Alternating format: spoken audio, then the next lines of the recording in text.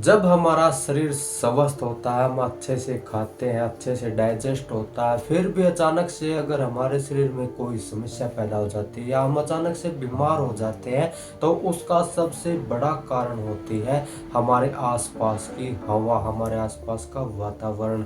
हमारा शरीर 5 तत्वों से बना है, जिनमें वायु का योगदान और उसका महत्व सबसे ज़्यादा होता है, क्योंकि सांस ही है जो हमारे शरीर में पल पल चलता रहता है। दिन हो या रात, हम जाग रहे हैं या सो रहे हैं, फिर भी हमारा सांस चलता रहता है। इसलिए शरीर को स्वस्थ रखने के लिए सबसे जरूरी है शुद्ध हवा का सेवन। हवा अगर खराब हो तो हमारे शरीर में वो रोगों को जन्म दे देती है, बीमारियों को पैदा कर देती है। इसलिए हमारे शरीर के स्वास्थ्य को बनाए रखने के लिए हमारा भारतीय प्राचीन आयुर्वेद हमें उन हवाओं से बचने की आज्ञा देता है।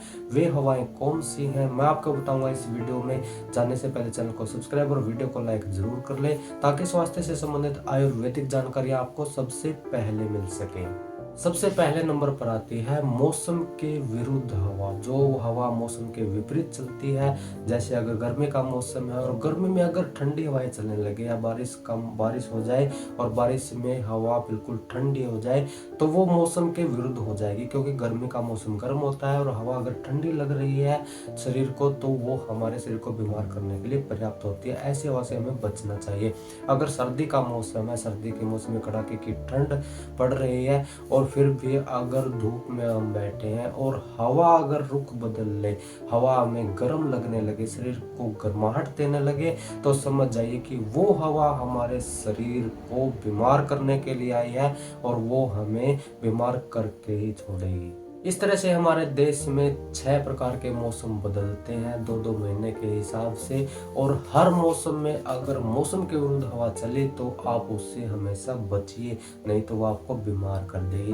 दूसरे नंबर पर आती है तेज हवाएं, जैसे कि आंधी होगी, तूफान की हवा होगी, उससे हमेशा बचना चाहिए। जब भी तेज हवा चलती है तो हवा में आवाजें सुनाई देती है।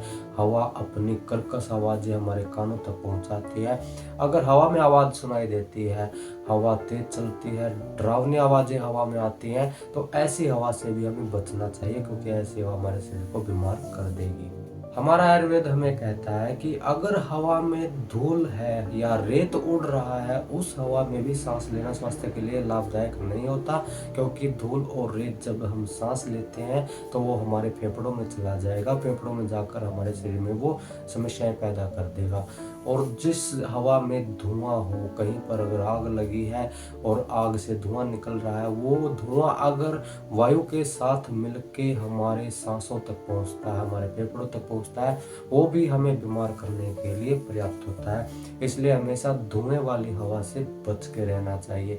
और एक हवा होती है जो शरीर को कष्ट देती है, जैसे कि किसी भी मौसम में कोई ऐसी हवा चल रही है जो अगर वो हमारे शरीर को लगती है तो हमें परेशानी दे रही है या शरीर को अच्छा नहीं लग रहा, ऐसी हवा से भी हमें बचना चाहिए।